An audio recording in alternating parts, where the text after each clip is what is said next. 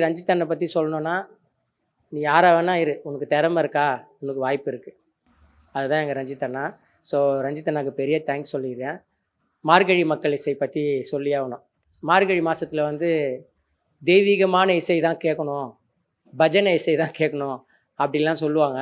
அதை மாற்றினது வந்து எங்கள் ரஞ்சித் அண்ணா தான். மார்கழி மாதத்தில் எல்லா வகையான இசையும் கேட்கலாம். இசை வந்து பொதுவான இசை, இதில் தெய்வீக இசை ஒன்று, நார்மலான இசைன்னு எதுவுமே கிடையவே கிடையாது. இசை வந்து ஒன்று தான் எப்போவுமே. அதனால் மார்கழி மாதத்தில் அதுவும் இவ்வளோ நாள் வந்து மயிலாப்பூரில் நடந்தது ஃபங்க்ஷன். மயிலாப்பூரில் என்ன இருக்குன்னு எல்லாருக்கும் தெரியும். மயிலாப்பூரில் இருப்பாங்க. ஸோ அதே மயிலாப்பூரில் எங்கள் பறை இசையை வந்து இசைக்க வச்சார். இந்த மாதிரி ஒரு சம்பவத்தை யாராலுமே பண்ண முடியாது. அவரோட நோக்கம் என்னென்னா, தாழ்த்தப்பட்ட மக்களை மேலே கொண்டு வரணும்.